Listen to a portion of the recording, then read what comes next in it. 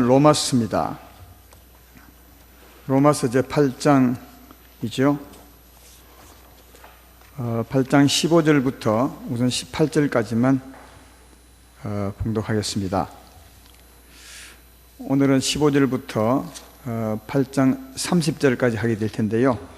우선은 18절까지만 봉독해 드리겠습니다. 로마서 8장 15절부터 너희는 다시 무서워하는 종의 영을 받지 아니하고 양자의 영을 받았으므로 우리가 아빠, 아버지라 부르짖느니라. 성령이 친히 우리의 영과 더불어 우리가 하나님의 자녀인 것을 증언하시나니 자녀이면 또한 상속자 곧 하나님의 상속자요 그리스도와 함께한 상속자니 우리가 그와 함께 영광을 받기 위하여 고난도 함께 받아야 할 것이니라. 생각하건대 현재의 고난은 장차 우리에게 나타날 영광과 비교할 수 없도다. 아멘. 지난주에는 그 열방교회 목사님이 당회원들과 함께 오셔서 함께 예배를 드렸습니다. 예배 마치고 난 뒤에 잠시 차를 마시는 시간이 있었는데 제가 그랬습니다. 열방교회와 우리 교회 별 차이가 없죠? 그랬더니 싱긋이 웃으면서 그분들이 하는 말이 차이가 좀 있다고 합니다. 어떤 차이냐 하면 우리 교회에 오면 우리 성도님들의 얼굴이 굉장히 밝다고 그렇게 합니다. 그래서 밝으니까 예쁘겠죠. 성도님이 다 예쁘다고 그렇게 했습니다. 그래서 제가 그랬습니다. 우리 성도님은 잘생겼기 때문에 예쁩니다. 근데 확실히 우리 성도님들이 얼굴이 밝습니다.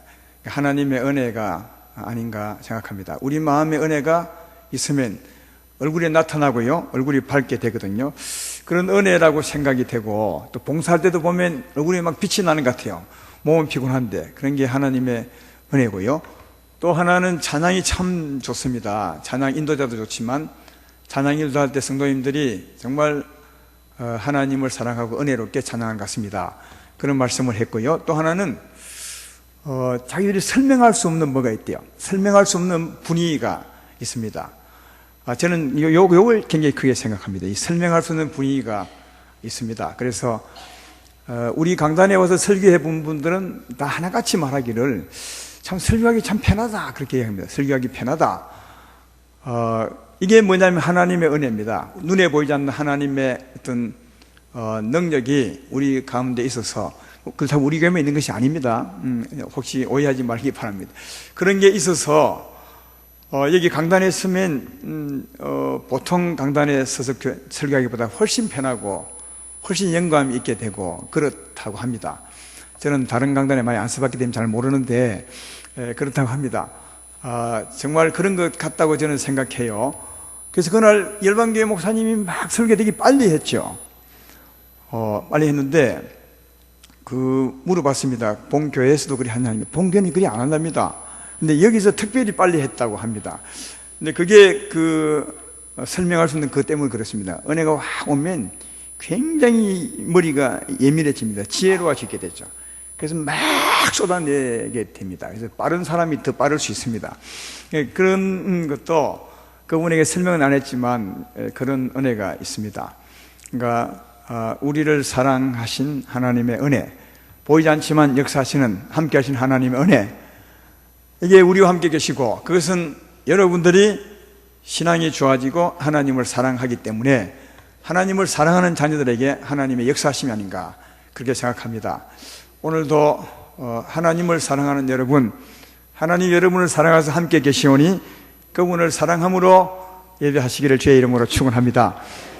오늘 로마서 강의 18번째 시간의 제목은 그와 함께 영광을 받기 위해서 고난도 받아야 하느니라. 영광과 고난은 들어보면 알겠지만 같이 갑니다. 고난 없는 영광은 결코 있을 수 없습니다. 고난으로 말미암아 영광을 받게 된다 하는 것을 이해해보는 그런 시간 되기를 바라고, 그래서 영광을 위해서 살았으면 참 좋겠다는 생각을 미리 드리면서 오늘 말씀을 생각해 보겠습니다. 우리가 예수 믿음으로 성령을 받습니다. 그때 믿음은 십자가를 믿는 거죠. 회개하고 죄인으로 살았던 것을 회개하고 그 죄를 짊어져 준 예수의 십자가를 믿음으로 죄사함 받게 되고 그때 성령이 역사하게 됩니다. 성령이 역사하면 우리는 성령의 사람이 됩니다. 육체와 정욕의 사람이 아니라 성령에 속한 사람이 되고 하늘나라에 속한 사람이 되는 겁니다. 예수님 믿지 않는 사람들은 육체와 정욕 가운데 살기 때문에 그들은 육신의 사람이 되죠. 영의 사람이 아닙니다. 그러나 우리는 십자가 믿을 때 육체와 정욕이 죽었음을 믿고 제사함 받고 성령으로 산 사람들이니까 육체 가운데 살지라도 우리는 성령에 속한 사람, 하나님 나라에 속한 사람임을 알 수 있습니다. 그래서 우리의 삶도 성령의 충만함을 받고 사셔야 됩니다. 성령으로 육체를 이기며 사는 사람이 되어야 된다는 거죠.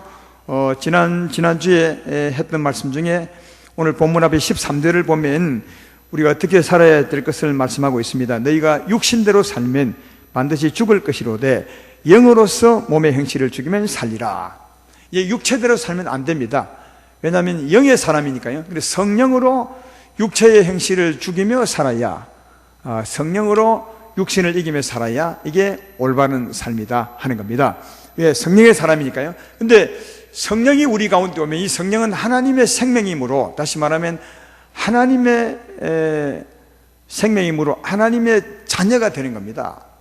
우리 부모의 자녀가 되는 것은 부모의 핏줄, 부모의 생명을 이어받은 것처럼 하나님의 자녀가 되는 것도 하나님의 생명을 받은 것인데, 이 성령이 곧 하나님의 생명입니다. 그래서 하나님의 생명이 우리 가운데 있으면 이 성령이 우리로 하여금 하나님의 자녀임을 증거하게 되는 겁니다.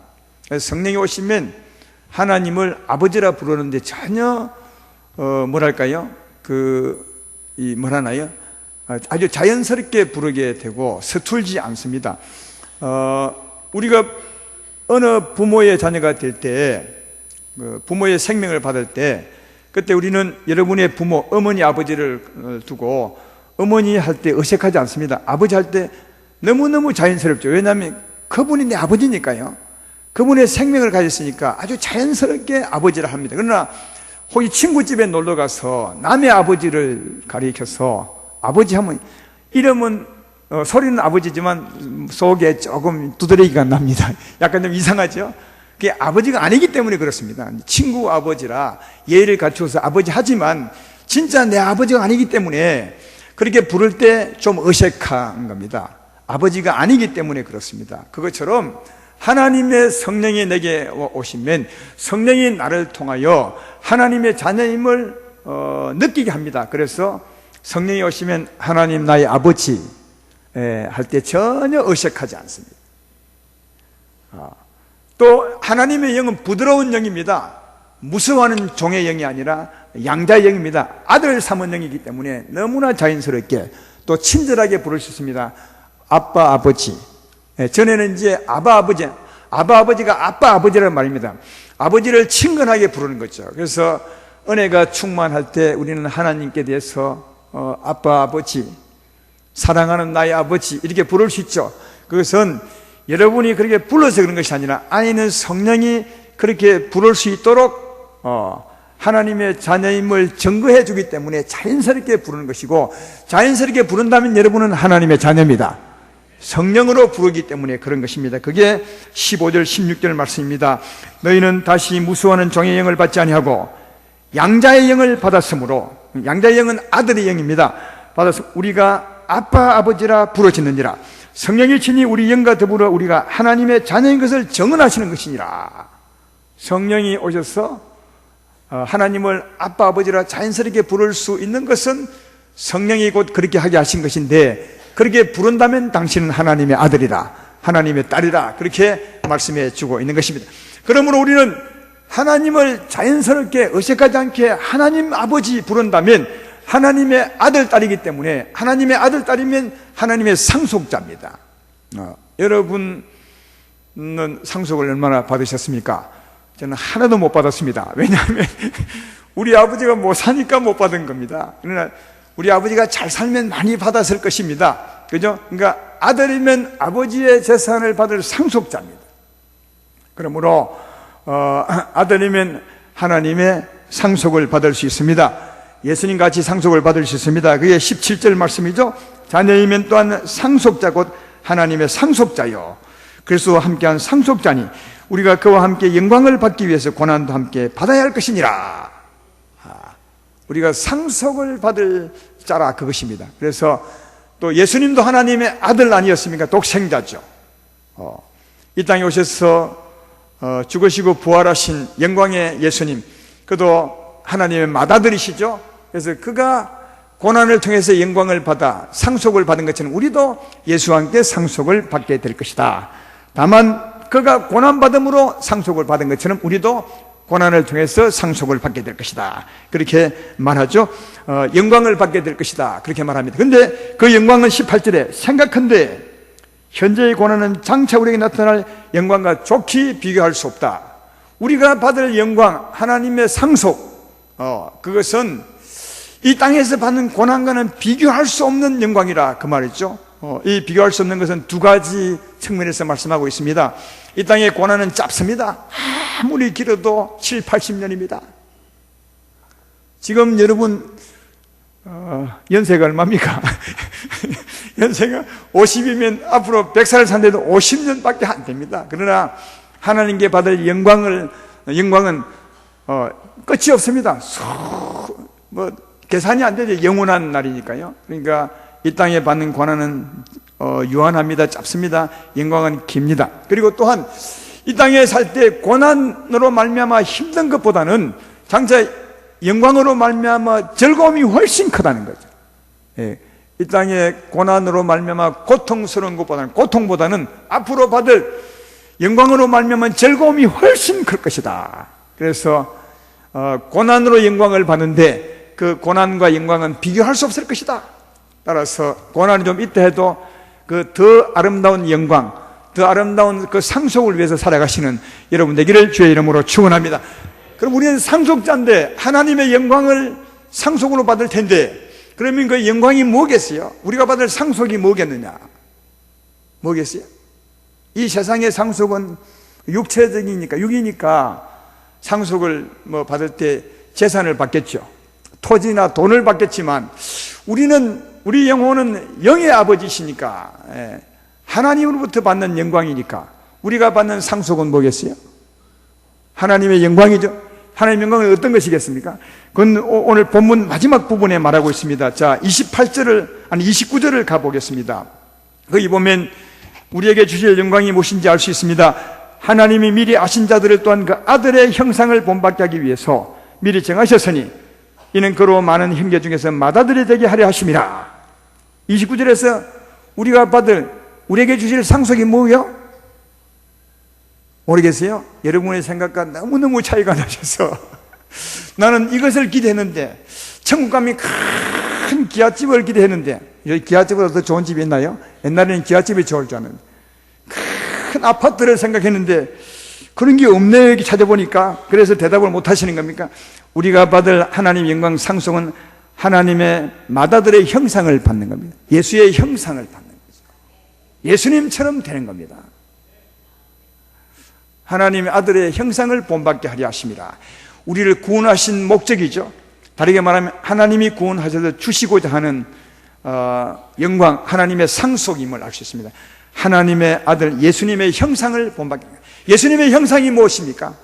은혜롭고 자비롭고 노하기를 더디하고 인애와 진실이 많으신 하나님.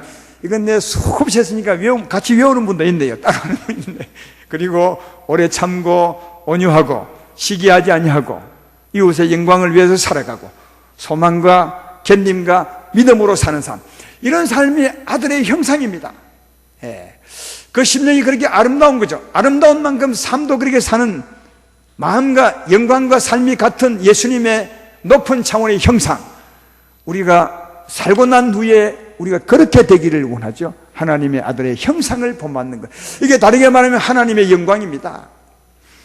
30절에 보면 영화롭게 되는 거죠. 또 3절에 미리 정하신 그들을 또한 부르신 그들을 또한 의롭다 하시고 의롭다 하신 그들을 또한 영화롭게 하셨느니라. 이 영화롭게 하는 게 하나님의 아들의 형상을 받는 것이고 우리가 받을 하나님의 상속임을 알 수가 있습니다.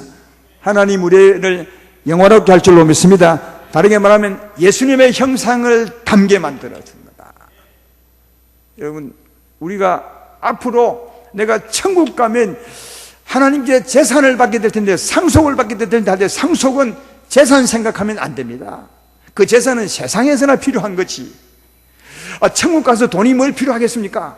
돈이 없어도 얼마든지 살아갈 수 있는 곳입니다. 그러므로 천국에서 정말 큰 은혜, 그 즐거움은 하나님의 영광으로부터 얻는 것인 바, 그 상속은 우리가 영화롭게 되는 것인데, 영화롭게 되는 것은 하나님의 아들의 형상을 본받는 것이다. 이것을 기대하고 이것을 소망하며 살아가게 되기를 바라는 것입니다. 그런데 여기 영화롭게 하셨느니라 이 말씀을 보면 이미 과거형으로 기록되어 있습니다. 의롭다 하신 그들을 또한 영화롭게 하셨느니라. 영화롭게 된 것은 앞으로 될 것인데, 상속도 앞으로 온전히 받게 될 것인데, 여기 기록은 이미 과거에 한 것처럼 했습니다. 왜 이렇게 기록했다고 전에 말씀한 바 있습니다. 왜요? 하나님이 반드시 하실 것이기 때문에. 하나님의 구원은 실수가 없습니다. 반드시 하나님이 해내실 것입니다. 처음에 계획한 대로 해내실 것이기 때문에 하나님 편에 보면 이미 영화롭게 된 것이나 마찬가지입니다. 하나님의 영이 계셔서 하나님의 자녀가 된 여러분들은 이미 하나님이 영화롭게 하신 것이나 마찬가지인 것은 반드시 영화롭게 하실 것이기 때문에 그렇습니다. 그래서 하나님에 대하여 이런 기대를 가지고 살아도 됩니다. 하나님이 반드시 나를 영화롭게 하실 것이다. 하나님의 아들의 형상을 본받게 하실 것이다. 이런 기대로 사는 것이 바르게 사는 것입니다. 이런 상속을 기대하며 힘있게 살기를 주의 이름으로 축원합니다. 그런데 하나님이 영화롭게 하셨느니라 한 것처럼 반드시 영화롭게 하실 텐데 어떻게 영화롭게 하신지 아십니까? 그 영화롭게 하실 것에 대해서 오늘 본문에서 세 파트로 기록하고 세 파트로 말씀해 주고 있습니다. 그 첫 번째 파트를 제가 말씀합니다. 19절부터 보겠습니다. 19절부터 첫 번째 파트입니다. 하나님 이 첫 번째 파트를 통해서도 우리를 영화롭게 합니다.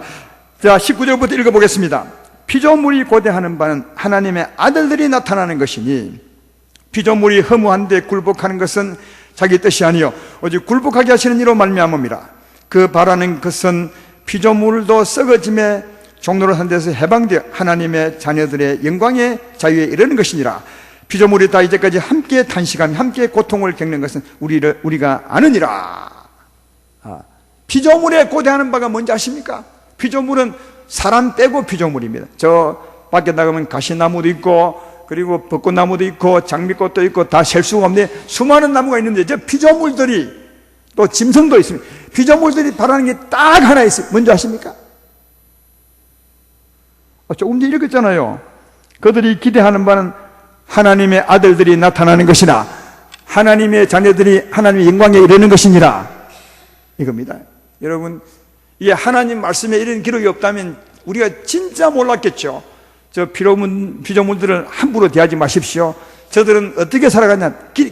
고대하는 바가 딱 하나 있는데 그건 하나님의 딸, 하나님의 여덟 여러분들이 예수님의 형상을 담기를 바라는 겁니다. 하나님의 자녀들이 하나님의 영광에 이르는 것이라. 왜 그런지 아십니까? 그래야 자기들도 허무한데 굴복한 거기서 벗어날 수 있다고 말합니다. 그게 21절 말 아닙니까? 그 바라는 것은 피조물도 썩어짐의 종로로 사는 데서 해방되어 하나님의 자녀들의 영광의 자유에 이르는 것이니라. 하나님의 자녀들도 예수로 말미암아 영광의 자유에 이르는 것처럼 그들도 우리 다음으로 영광의 자유에 이를 수 있기 때문에 우리가 잘 되면 그들도 잘 되는 겁니다. 그래서 그들이 기대하면 딱 하나입니다. 하나님의 자녀들이 우리가 영화롭게 되는 것이다. 영 아멘이 적네요. 왜냐하면 이게 잘 이해가, 이 보충 설명이 필요합니다. 하나님이 천지를 다 지으시고 천지를 다스리는 주인으로 누구를 세운지 아십니까? 물어보겠습니다. 하나님이 천지 만물을 지으시고 그 주인으로 세우는데 그 주인 첫째 예수님, 아니 둘째 우리, 누가 주인이죠? 대충 얼부부리지 마시고 누가 만물을 지으시고 누구에게 그걸 다스리라고 주셨다고요? 우리 사람이죠. 하나님의 사람들이 할 수 있습니다. 그러면 우리의 주인은 누구죠? 예수님이시고. 그러니까 이게 순서가 있는 겁니다. 천지를 창조하신 주인은 그분은 우리의 주인이시고 또 만물을 지었지만 그 만물을 다스리게 한 이는 사람으로 하게 했습니다. 창세기에 잘 나와 있습니다. 창세기 1장 24절로 26절에 하나님이 이르시되, 창세기 1장 24절로 25절에 26절에 하나님이 이르시되 땅은 생물을 그 종류대로 내되 가축과 기는 것과 땅의 짐승을 종류대로 내라 하시니 그대로 되니라. 하나님이 땅의 짐승을 그 종류대로, 가축을 그 종류대로, 땅에 기는 모든 것을 그 종류대로 만드시니 하나님 보시기에 좋았더라. 하나님이 이르시되 우리 형상을 따라 우리의 모양대로 우리가 사람을 만들고 그들로 바다의 물고기와 하늘의 새와 가축과 온 땅과 땅에 기는 모든 것을 다스리게 하자 하시고, 하나님 만물을 지으시고 만물의 주인으로 우리 사람으로 세우셨어요. 근데 사람이 주인이요. 따라서 사람이 주인이기 때문에 주인이 하나님을 떠나 타락하면 주인의 소유도 타락합니다. 그래서 우리 인생이 타락할 때 자연도 타락된 것은 뭐냐면 주인이 타락하니까 주인의 소유도 타락하게 된 겁니다. 그래서 만물이 우리 때문에 타락이 된 겁니다. 우리 때문에 만물이 고생을 하고 있는 겁니다. 자기들 뜻이 아닙니다. 그게 20절의 말씀이 그 말 아닙니까? 피조물이 허무한데 굴복하는 것은 자기 뜻이 아니요 오직 굴복하게 하신 이로 말미암이라. 우리가 주인이 죄를 지어서 죄 아래 고생하게 되므로 우리의 소유된 만물도 죄 아래 놓이게 되어 그들의 뜻이 아니라, 그들의 잘못이 아니라 주인 잘못이라는 거죠. 그렇죠? 그러므로 회복되는 것도 마찬가지입니다. 회복되는 것, 우리가 먼저 회복되면 우리의 소유도 회복되는 것이죠. 따라서 우리가 하나님의 아들의 형상을 닮아가면 그들도 하나님의 자유에 이르게 되죠. 그 어둠에서 벗어나게 되는 겁니다. 그 말이죠. 그래서 이런 것은 이 땅에 있을 때부터 됩니다. 그래서 여러분이 하나님의 자녀가 되었습니다. 죄에서 벗어나 허무한 데서 벗어나게 되면 여러분의 소유도 벗어나게 되고, 그래서 하나님이 통치하게 됩니다. 제 말 이해되면 아멘 합시다. 요즘 그 말씀 계속 배우는 게 그거 아닙니까? 주인이 벗어나면 주인의 소유도 벗어납니다. 근데 언제 벗어나겠습니까? 우리가 온전히 하나님의 영광이 이를 때 만물도 온전히 벗어나게 되는 겁니다. 그러므로 만물이 기대하면 딱 하나입니다. 뭐겠어요? 우리가 벗어나야 될 텐데, 만물 입장에서 되는데, 그것은 하나님의 아들들이 하나님의 영광에 이르는 것이라. 할렐루야. 그래서 저 만물들이 딱 고대하는 바 하나 있습니다. 우리의 주인이 빨리 벗어나야 될 텐데, 온전한 영광에 이르야 될 텐데, 우리 주인이 하나님의 형상을 본받아야 될 텐데, 그때 우리도 참 자유함이 있는데, 고대한다는 말은 어쩌면 기도한다는 말과도 비슷하겠죠. 만물이 기도하면 뭐 하겠지만 만물이 하나님께 계속 고대하는 거죠. 하나님, 원하옵건대 빨리 우리 주인이 빨리 하나님의 형상을 본받게 해주십시오. 그래야 우리도 자유가 있습니다. 이게 만물들의 소망이라니까요. 하나님이 그렇게 만드셨어요. 그러므로 앞으로 팔룡산 갈 때 만물들을 사랑하시길 바랍니다. 저들이 우리에게 해를 끼치는 것이 아니라 우리를 진짜 위해서 기도는 모르겠지만 고대하고 있습니다. 내 주인이 빨리 잘 되도록, 예수님 잘 믿고 더 잘 믿어서 하나님의 영광의 자유에 이르도록 그들은 소망하고 있습니다. 따라서 만물에게 감사하고 또 격려도 해보시길 바랍니다. 고맙네, 너희 때문에 내가 더욱더 잘 되어 가는 것 같네, 이렇게 한다면 만물을 보는 눈이 달라지게 될 것이라 생각합니다. 그렇게 해서 우리를 영화롭게 하고 한 단계, 그 다음 두 번째 단락이 뭐냐, 23절부터입니다. 그뿐 아니라 또한 우리 곧 성령의 처음 익은 열매를 받은 우리까지도 속으로 탄식하여 장자들 그 곧 우리 몸의 속량을 기다리느니라. 우리가 소망으로 구원을 얻었음에 보이는 소망이 아니요 보는 것을 누가 바라리요. 만일 우리가 보지 못하는 것을 바라면 참음으로 기다릴지니라. 그 다음 구원받은 우리들도, 성령을 모시고 있는 우리들도, 영의 사람인 우리들도 몸의 속량을 기다린다. 여기 몸의 속량이 뭐죠? 우리 영혼이 온전히 구원받는 것을 기다린다는 거예요. 다르게 말하면 하나님의 아들의 형상에 이르는 것을 기다린다는 거죠. 몸의 속량, 영화롭게 되는 것을 기다린다는 거죠. 못하면서 탄식하면서. 그러면 탄식하는 것은 뭐겠어요? 우리 몸의 온전한 속량을 우리도 기다린다는 거죠. 탄식하면서. 탄식은 무엇하는 것이겠습니까? 아직도 부족한 부분을 탄식하는 거죠. 주여, 내가 하나님의 아들의 형상에 이르러야 됩니다.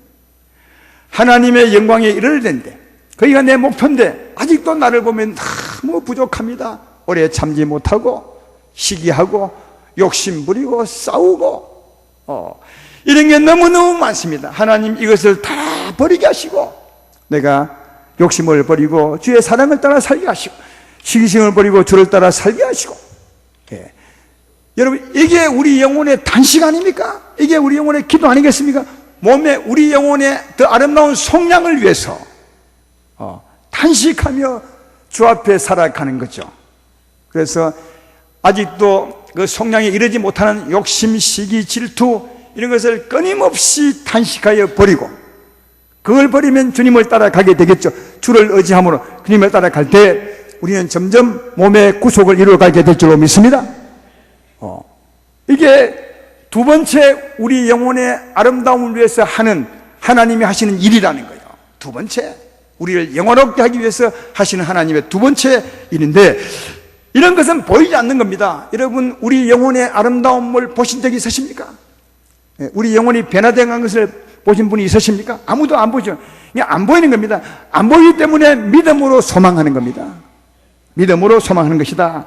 그게 24절이죠. 우리가 소망으로 구원을 얻었음에 보이는 소망이 아니니 보는 것을 누가 바라리요. 만약 우리가 보지 못하는 것을 바라면 참음으로 기다릴지니라. 보지 못하는 것이기 때문에 참음으로 소망하며 기다리는 거예요. 그렇잖아요. 그래, 맞아. 우리가 약한 부분을 늘 회개하고 버리고, 그리고 주님을 따라가면, 이런 삶을 살아가면 언젠가 내가 아름다운 하나님의 형상에 이르게 될 것이다. 이걸 믿음으로 소망하며 사는 겁니다. 오래 참음으로.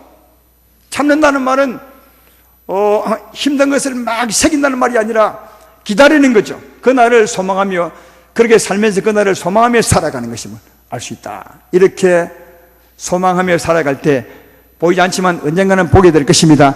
이루어지게 될 것입니다. 이런 일을 통해서 아름답게 되어 있는 날을 볼 날이 오실 겁니다. 예. 그러나 지금은 볼 수 없으므로 소망하며 믿음으로 살아가야 된다. 그렇게 말씀하고 있는 것이죠. 그리고 또 한 단락, 마지막 세 번째 26절부터 이와 같이 성령도 우리 연약함을 도우시나니 우리는 마땅히 기도할 바를 알지 못하나 오직 성령이 말할 수 없는 탄식으로 우리를 위해 친히 간구하시느니라. 마음을 살피시는 이가 성령의 생각을 아시나니 이는 성령이 하나님 뜻대로 성도를 위해 간구하심이라. 이 세 번째입니다. 우리를 영원하게 하기 위한 하나님의 세 번째 일이죠. 성령이 하시는 일. 한번 물어봅시다. 여러분이 잘 알겠습니까? 성령이 여러분을 잘 알겠습니까? 옛날에 배운 가락은 있어가지고 답은 잘 하시네요. 다시 묻겠습니다. 내가 나를 잘 알겠습니까? 성령이 나를 잘 알겠습니까? 성령이 훨씬 잘. 우리가 내가 나를 안다고 하죠. 나는 나를 안다. 누가 뭐래도 나는 나를 안다 하는데 웃기는 소리 하지 말라고 말하고 있어요. 정말로 모릅니다. 자기가 자기를 알지 못합니다. 시험 든 사람에게 가서 물어보십시오. 너 시험 들었지? 시험 안 들었습니다. 시험 안 들었다고 합니다. 내가 볼 때는 시험 몇 번 들었는데 안 들었다 합니다. 전에 어떤 장로님 한 분이 계시는데 그분은 정치 성향이 너무 정치적인 성향이, 그래서 뭐 예배 드리고 진짜 은혜롭게 사는 것보다는 저 노예 가고 이런 걸 되게 좋아하는 분이 있어요. 막 그런 거 있다면 막 밤에 잠을 못 자고 막 기뻐하고 가는 분이 있습니다. 그래서 내가 그분의 위험함을 알고 말하기를, 장로님은 정치 성향이 너무 많습니다. 이럴 때는 차라리 노예 안 가는 게 훨씬 더 좋습니다. 그래야 장로님 삶에 복이 있습니다. 그랬더니 그분이 하는 말이 뭔지 아십니까? 아닙니다. 나는 너를 잘 압니다. 저는 정치 성향이 전혀 없습니다. 전혀 없대요. 그런데 푹 빠져가 객길로 가버렸습니다. 지금 어디 갔는지 모르겠어요. 자기를 진짜 모릅니다, 사람은. 그게 사람의 약점입니다. 여러분이 여러분을 안다고 천만에요. 내가 아는 목사님 중에 이런 분이 있습니다. 설교는 말은 진짜 잘하는 분이 있는데 설교를 하고 나면 다 들었던 사람이 말은 안 하지만 속으로 이럽니다. 저 전부 지보고 하는 소리 아이가? 아니 지에게 하는 소리인데 왜 자꾸 우리한테 자기가 들어야 될 말을 자꾸 우리에게 합니다. 이 말은 다르게 말하면 자기를 전혀 모른다는 말. 사랑하는 여러분, 자기가 교만한 걸 안다고요? 모릅니다. 남이 알아서 말지. 그러나 성령은 확실히 압니다. 너무너무 잘. 왜? 우리 안에서 우리 마음을 다 아시니까요. 오늘 기록기가 있죠. 27절에 마음을 살피시는 이가 성령의 생각을 아시나니. 예. 우리 마음을 살피는 이가 성령입니다. 안에 들어가서 다 보고 있는데 자기는 못 보지만 자기 속을 성령은 다 보고 있습니다. 하나님 말씀은 살았고 운동력이 있어서 째고 들어가서 다 봅니다. 우리가 몸에 병이 있으면 내 병이라도 말이죠, 이게 수술하고 칼고 들어가야 그 상태를 알잖아요. 내 병을 내가 알지 못하는 것처럼 오히려 더 의사가 더 잘 알죠. 찢어서 안에 들어가니까. 그것처럼 내가 나를 아는 것보다 영혼의 의사이신 성령이 훨씬 더 잘 아십니다. 그렇죠? 그래서 나는 모르지만 성령은 아셔서 성령이 우리 안에 들어가서 우리를 하여금 보게 만든 거예요. 네가 교만하다, 네가 지금 정말 신실하지 못하다, 네가 왜 남을 비판하느냐, 이것을 성령이 막 깨우쳐 주는 거죠. 성령을 깨우쳐 주어서, 물론 그때 성령은 편한 마음을 하지 않기 때문에 탄식하는 마음으로, 야, 네가 그렇게 살았어야 되겠느냐, 얼마나 교만하냐. 그래도 못 듣는 사람이 있긴 있지만요, 말씀을 들을 때, 기도할 때 계속 성령이 탄식함으로 알려주죠. 그래서 어느 날 정말 하나님의 은혜를 받아서 나는 몰랐는데 하나님의 은혜를 알 때가 있습니다. 그때 통곡하며 그것을, 그 연약한 부분을 토해냈죠. 토해내고 탄식하면서 내고, 그리고 하나님을 따라가게 돼 고백하죠. 이게 누가 한다고요? 성령이 하신다는 거예요. 그래서 성령이 나로 하여금 보게 하고 탄식하여 버리게 하시고 하나님을 따라 살아가게 함으로 몸의 구속을 이루어 간다는 거죠. 할렐루야. 그래서 우리의 속을 자꾸만 변화시키고 나를 버리고 주님을 따라 가게 하셔서 마침내 뭐라고요? 하나님의 아들의 형상에 이르게 하신다. 이게 오늘 말씀의 결론입니다. 그러므로 한번 보십시오. 하나님의 우리 하는 소망은, 상속이 뭐냐? 우리를 영화롭게 하는 것입니다. 우리가 받을 상속이 뭐냐? 영화롭게 되는 것입니다. 근데 하나님이 영화롭게 하시는데 어떻게 하느냐? 세 가지로 합니다. 온 마음 피조물로 하여금 우리에게 고대하게 만듭니다. 하나님께 소망을 막 드리겠죠. 만물이 하나님의 아들들이 잘 돼야 합니다. 만물은 소리치는 겁니다. 하나님께. 하나님이 들으시죠. 또 우리 영혼이 탄식하면서 기도합니다. 주여, 이걸 버리고 주를 따라가기 원합니다. 우리가 모르면 성령이 역사합니다. 그래서 성령이 역사하사 우리를 버리고 주님을 따라가게 만듭니다. 그래서 이 세 가지 역사 힘으로 말미암아 우리를 아름답게 만들어 가게 되는 것입니다. 그래서 그 뒤에 28절을 보면 이렇게 말합니다. 다 같이 한번 읽어볼까요? 시작. 28절에 우리가 알거니와 하나님을 사랑한 자 곧 그의 뜻대로 부르심을 입은 자들에게는 모든 것이 합력하여 선을 이루느니라. 모든 것이 합력한다는 이 합력이 무슨 합력이죠? 이 세 가지 합력입니다. 만물이 고대하는 힘이요, 우리 영혼이 탄식하여서 몸의 구속을 바라는 그 힘이요, 또 성령이 역사하사 우리를 깨우쳐서 거룩한 길을 이끄시는 그 힘이죠. 이 세 가지 합력하여 선을, 이 선은 뭐겠습니까? 우리를 영화롭게 하는 것입니다. 그래서 그 뒤에 바로 그 선을 설명합니다. 하나님의 아들의 형상을 본받게 하며 3절에는 하나님이 너희를 영화롭게 하시느니라. 하나님의 아들의 형상을 본받는 것, 우리를 영화롭게 하는 것, 이게 선입니다. 선. 하나님이 세 가지 합력해서 이루실 하나님의 선임을 알 수가 있다. 그러므로 이것을 보면 하나님이 4임절에 약속한 것처럼 이 세 가지 합력해서 반드시 우리를 영화롭게 할 줄로 믿습니다. 그래서 하나님이 영화롭게 하실 것을 믿고 그날을 바라며 살아간다면 정말 우리의 소망대로 반드시 이루어지게 될 것입니다. 그런 날을 기대하며 사시기를 주의 이름으로 축원합니다. 근데 아까 본문 앞에, 오늘 본문 앞부분에 17절에 보면 고난이라는 말이 나오잖아요. 자녀임에 대한 상속자 곧 하나님의 상자요, 그리스도와 함께한 상자니 우리가 그와 함께 영광을 받기 위해서 고난도 함께 받아야 될 것이라. 고난으로 말미암아 영광을 받는다는 거죠. 그럼 여기 고난은 어떤 고난이겠어요? 아까 탄식함과 관계 있습니다. 생각해봐요. 탄식은 나의 약한 부분을 버리기 위한 탄식이죠. 주여, 내가 아직도 욕심이 많고 아직도 용서하지 못하고 아직도 악에 대해 악으로 갚고 아직도 시기가 많고 아직도 불평하고 아직도 주님 보시기에 너무나, 이게 탄식할 내용이죠. 탄식한다는 말은 내 약한 부분을 버리는 것이고, 그리고 버린다는 말은 주님을 따라가는 것이죠. 여기에 고난이 있는 거죠. 버릴 때 고난이 있고 따를 때 고난이 있는 겁니다. 우리 삶의 고난이죠. 우리가 영화롭게 되기 위해서는 반드시 버려야 될 것이 있고 따라갈 것이 있는데, 따라가는 것은 하나님 말씀이겠지만 하나님 말씀을 따라가려면 나를 버려야 되는데, 이 버리는 어려움도 있고 따라가는 어려움도 있는 것입니다. 예를 들어 볼까요? 로마서 12장 17절로 21절에 이렇게 말합니다. 아무에도 악으로 갚지 말고 모든 사람 앞에서 선한 일을 도모하라. 할 수 있거든 너희로서는 모든 사람과 더불어 화목하라. 내 사랑하는 자들아, 내가 친히 원수 갚지 말고 하나님의 진노하심에 맡기라. 기록하시되 원수 갚는 것이 내게 있으니 내가 갚으리라. 주께서 말씀하시느냐. 내 원수가 줄이거든 먹이고 목마르거든 마시게 하라. 그리함으로 내가 숯불을 그 머리에 쌓아 놓으리라. 악에게 치지 말고 선으로 악을 이기라. 진짜 좋은 말입니다. 수준도 엄청 높은 말입니다. 하나님의 아들의 형상에 가까운 말씀이지. 이렇게 살기가 쉽겠습니까? 어렵겠습니까? 악에 대하여 악으로 갚지 말고 선으로 갚아라. 말은 너무 쉽죠? 아멘 하기도 참 쉽지만 살라 하면 얼마나 힘들겠습니까? 우리는 이런 게 있어요. 이 죄인 출신에 그런지 몰라도 악에 대하여 악으로 갚으려는 악이 있어요. 우리 마음에 신기하게. 그렇죠? 그래서 누가 악하게 대하면 나도 하나 악하게 해야 속이 시원한 것처럼 이런 분이 있습니다. 악에 대해서 악으로 갚지 못하고 선으로 할 때는 막 억울하면 눈물이 막 날 때가 있어요. 그렇죠? 여러분 안 그렇고 내만 그렇습니까? 악을 버리기가 얼마나 힘든지 아십니까?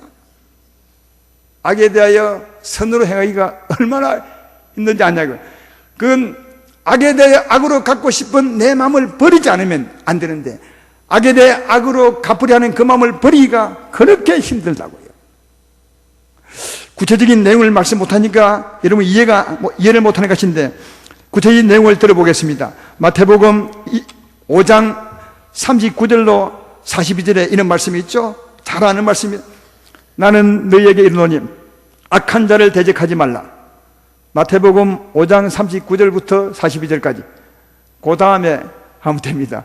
그거는 38절입니다. 나는 너희에게 이르노니 악한 자를 대적하지 말라. 누구든지 오른밤을 치거든 왼밤을 돌려대며 너를 고보라의 속옷을 가지고 하는 자에게 그것까지 가지게 하며 누구든지 너를 억지로 오리로 가게 하거든 그 사람과 심리를 통하고 내게 꾸고자 하는 자에게 주며 내가 꾸고자 하는 자에게 거절하지 말라. 너희에게는 악한 자를 누구든지 악한 사람이 내 오른밤을 치거든 왼밤을 돌리더라. 이게 쉽겠어요? 그것도 선한 사람이 장난친다고 오른밤을 딱 치면 그래 왼밤도 좀 쳐줘 이렇게 할 수 있겠지만, 악한 사람이 오른밤을 딱 치면 나도 손 딱 잡고 그의 왼밤을 치고 싶듯이. 이게 사람 아닙니까? 근데요, 그때 빠망에 딱 맞고 집에 가면 억울해 죽네. 너무 억울하다고, 가슴이 아프다고, 이 일을 어째야 되냐고. 여러분, 바로 그래서 오른밤을 칠 때 왼밤을 때리지 못하는 거기서 오는 이 마음의 억울함, 이게 여러분 얼마나 힘드냐. 이걸 버리셔야 된다니까요. 그러니까 나를 버리기가 힘든 겁니다. 이게 고난이요. 그리고 나를 버리고 주님을 따라간, 왼밤을 돌려대고도 여유를 가지는, 불쌍히 여기는, 이게 주님을 따라가는 건데 이게 쉽나요? 누구든지 억지로 오리를 가거든 그냥 심리를 가주라. 이게 쉽지 않죠. 그러니까 주님을 따라가려면 나를 버리는 아픔이 있고 주를 따라가는 아픔이 있는데 이게 고난이라고요. 근데 이 고난 없이는 결코 주님을 따라가지 못하는 것인 바, 영광을 얻으려면 고난이 반드시 있어야 되는 거예요. 고난 없는 영광은 있을 수 없는 거예요. 그래서 예수님이 고난 받으심으로 영광을 받은 것처럼 너도 고난으로 예수님처럼 영광을 받을 수 있을 것이라. 고난, 나를 버려야 주님을 따라가고 거기서 영광이 있는 것인 바, 고난 없는 영광은 있을 수 없다고요. 그래서 이렇게 기록합니다. 복음 전하는 것은 어디 범주에 속하는 것이면 마찬가지죠. 복음 전할 때 복음 전하기가 쉬울 것 같습니까? 우리 말을 잘 들어주고 와서 복음을 좀 전해 주십시오. 마게도니아 사람처럼 오실 때 박수치면서 감사합니다. 복음을 전해 주시면 당신을 먹여 살리겠습니다. 오늘 복음 전한 후에 파티하려고 우리가 잔치를 준비했습니다. 그런 분 있으십니까? 들어있겠지만 대부분은 당신은 내게 왜 왔어? 그 말이 나와 무슨 상관이 있어? 얼굴을 노랗게 바꾸었어. 우리를 대적하는 마음, 마지못해 듣는 마음으로 우리를 그 말 안 해줬으면 좋겠는데 우리는 가서 복음을 전합니다. 정말 힘들죠. 그러나 가기 싫은 그런 사람이 복음 전하기 싫은 나를 버리지 않고는 복음을 전할 수 없어요. 욕을 먹지 않고는 복음을 전할 수 없어요. 복음 전하는 건 하나님의 사랑을 따라 순종하는 거죠. 주를 따라가는 것인데 복음 전하는 이것도 나를 버림이 없이는 결코 복음을 전할 수 없는 바, 고난 없는 영광은 있을 수 없다는 거예요.